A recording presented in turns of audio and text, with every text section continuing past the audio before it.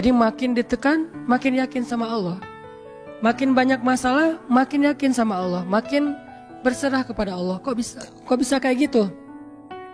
Ada orang yang ketika makin banyak masalah, makin ragu sama Allah. Ini Allah maunya apa sih? Gitu kan?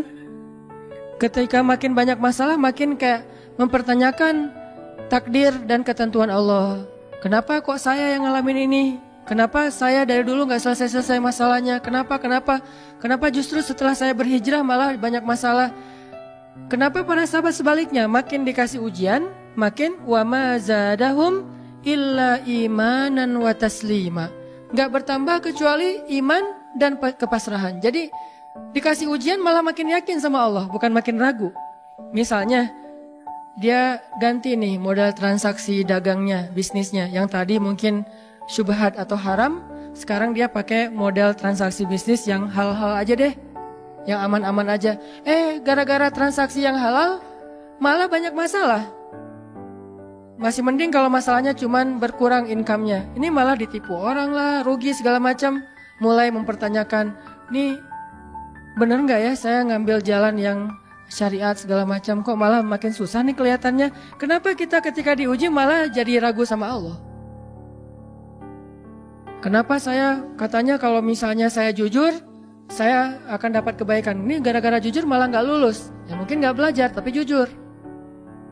Yang satu lagi yang gak jujur malah nilainya bagus mungkin. Misalnya gak belajar tapi dia dusta. Kenapa para sahabat ketika diuji malah makin yakin sama Allah? Malah makin pasrah kepada Allah. Karena mereka pegang janji Allah. Itu salah satu tipsnya.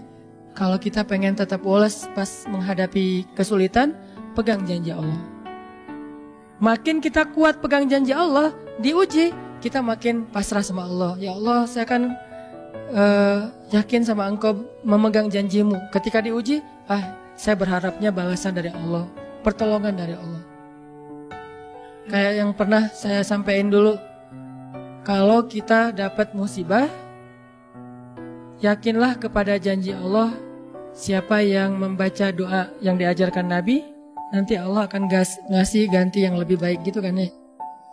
Allahumma ajurni fi musibati wa khluf li khairam minha. Ya Allah, beri saya pahala dalam musibah ini, beri saya ganti yang lebih baik darinya. Kalau kita pegang banget dengan janji Allah lewat doa ini, kita ketika dapat musibah setidaknya nggak akan panik habis-habisan, nggak akan putus asa dalam menunggu pertolongan Allah. Setidaknya kalau nggak bisa woles-woles amat, nggak bisa tenang-tenang amat, minimal nggak panik habis berlebihan. Kalau musibahnya musibah kematian, nggak bikin kita meratapi kematian. Kenapa? Kita pegang janji Allah SWT.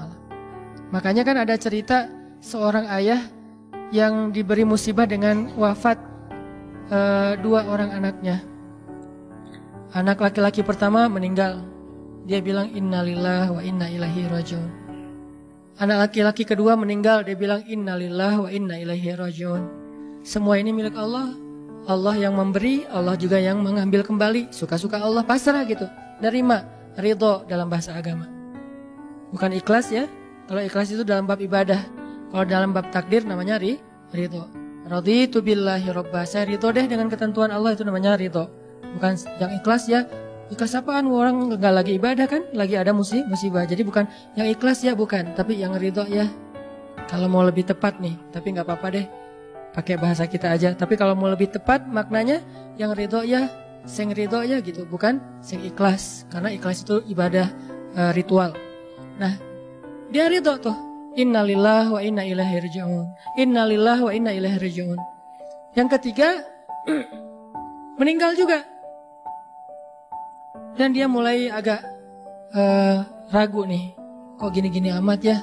Suatu malam dia bermimpi 2 anaknya itu dalam mimpi itu ayah ini mau jatuh ke sebuah jurang yang di bawahnya api, kayak api neraka gitu. Ditarik sama 2 anaknya, cuman gak kuat. Kata mereka, seandainya adik ada di sini pasti bisa narik nih, bisa nyelamatin ayah. Kalau adik ada di situ, kenapa cuma 2 yang nolong? Karena 2 itu yang dia ridho, yang satu lagi nggak ridho. Akhirnya cuma 2 orang yang bisa nolong dia di akhirat. Bangun dari mimpi dia sadar, oh ternyata justru Allah pengen nolong dia di akhirat dengan musibah itu. Dan buat anaknya juga kebaikan nanti di akhirat masuk surga. Akhirnya dia bilang innalillahi wa inna ilaihi raji'un, astaghfirullahalazim. Hidup kadang kayak gitu. Ketika kita pegang janji Allah, ada sesuatu yang kita tunggu di dalam kesulitan hidup kita, sehingga buat kita selalu punya harapan. Tapi kalau kita nggak pegang janji Allah, kita nggak nunggu apa-apa kecuali mengeluhkan keadaan kita, dan itu bikin kita lemah. Ditolak yang pertama, innalillah wa inna ilaihi raji'un. Ya Allah, beri saya yang lebih baik darinya. Nemu nih, ditolak lagi. Lebih cantik tapi nolak juga, kan lebih sakit ya. Lebih cantik ditolak lebih sakit. Ya Allah, beri yang lebih baik lagi. Makin lama makin di puncaknya rasa sakit yang udah gak tahan, diterima. Ini happy ending nih. Ada gak ya yang kayak gitu ya? Kalau jarang ada, berarti belum mempraktekkan jurus ini nih. Kalau pengen kayak gitu, coba tes deh. Cuman kalau ngetes Allah, Allah tahu sih ya. Coba deh praktekin, bukan ngetes, praktekin. Nanti pasti kita akan melihat hasil yang luar biasa.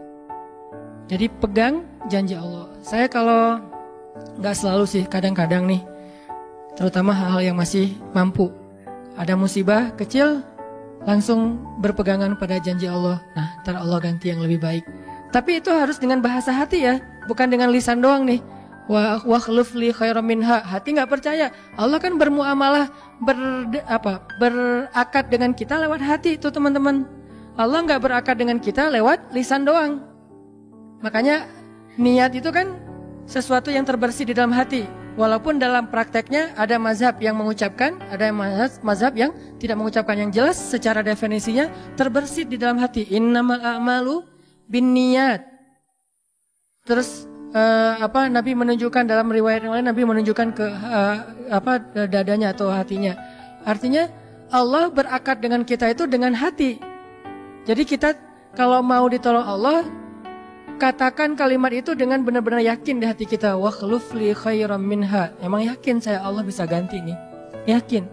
Gimana caranya? Itu bukan bagian kita, itu bagian Allah. Bagian kita berharap, bagian Allah memberikan cara. Jangan sampai kita mengambil bagian Allah. Pasti kita akan kebingungan. Orang kita bukan Tuhan. Mengambil bagian Allah apa? Harus jelas caranya. Kalau nggak jelas nggak percaya. Terlalu logis. Akhirnya nggak lagi ada ruang untuk kita berharap kepada sesuatu. Jangan mengambil bagian Allah. Gimana caranya? Ya terserah Allah.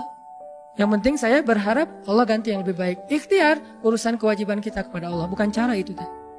Kewajiban kita kepada Allah. Ikhtiar itu dalam agama kayak ibadah, sholat, puasa, zakat. Bukan jalan untuk menemukan suatu kebaikan, karena Allah yang menentukan. Kadang-kadang kita ikhtiar ini jalannya dari yang lain. Kita ngejar, ternyata dapatnya justru yang sering pakai curhat. Kan beda-beda kan cara Allah ya. Kita ngejar, gak berhasil, curhat lagi ke teman kita di sebelah. Ternyata dia, bukan dia yang jadi sama dia, kita jadi sama dia gitu maksudnya. Ini artinya emang Allah yang punya cara, asbab, subul.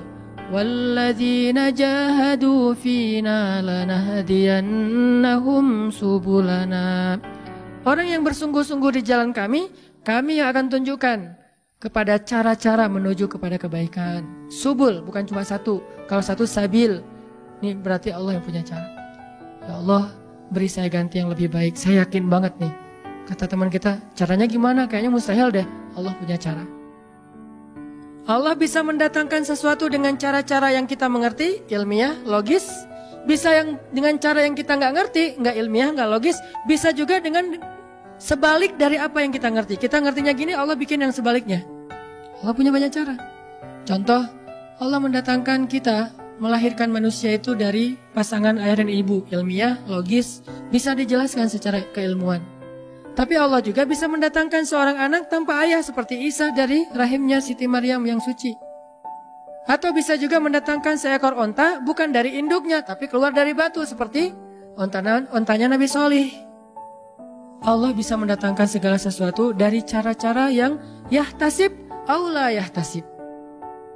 Yang kita mengerti atau kita tidak mengerti. Makanya Allah mengatakan wa yarzuqhu min haitsu la yahtasib. Allah kasih rezeki dari jalan haitsu la yahtasib, yang gak pernah kalian duga.